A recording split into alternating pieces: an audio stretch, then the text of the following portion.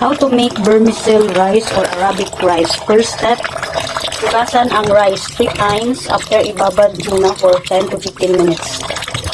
Ayan, habang nakababad ang rice sa lukewarm water, kakainit din tayo ng tubig. Unsalted butter mix with normal oil. Ayan, para di masunog. Tapos, lagyan nyo na lang ng salt. Then, on nyo ang low fire. Kasi madaling masunog ang butter. Vermicelli. Estimate nyo na lang. Tapos, mix after. Mix until golden brown. Low fire na lang muna. Para di masunog. Ayan, na-drain ko na yung water. Ayan. Unti-unti na siya naluto. Wait until brownish before you put the rice. You have to fry also the rice.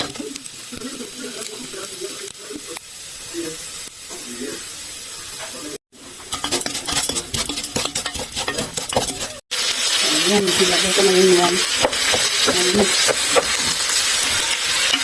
Without water muna.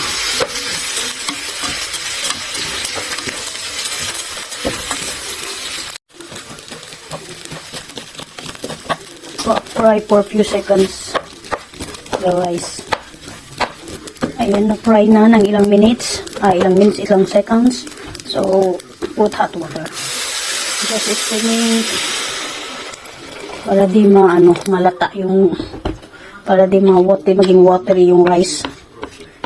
Estimate lang. Kasi binabad na kanina yung rice eh. Kaya estimate.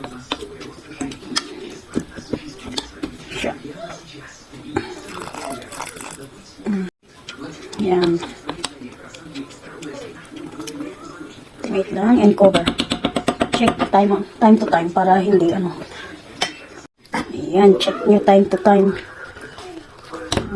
Mix mo din yan. Dapat hindi siya madikit. Kalat siya, kalat. Naka-low fire lang yan para di masunog. Kulang, yan. Medyo kulang ang tubig. So, dagdagan natin. Onte. So, kailangan bantay-bantay. Ayan, rice ready. Luto na siya. Ayun, malalaman nyo naman na luto na. Okay na siya. Mix lang talaga para maging buhaghag siya. Mas masarap kung may raisins to. Ayan. Maano mo siya na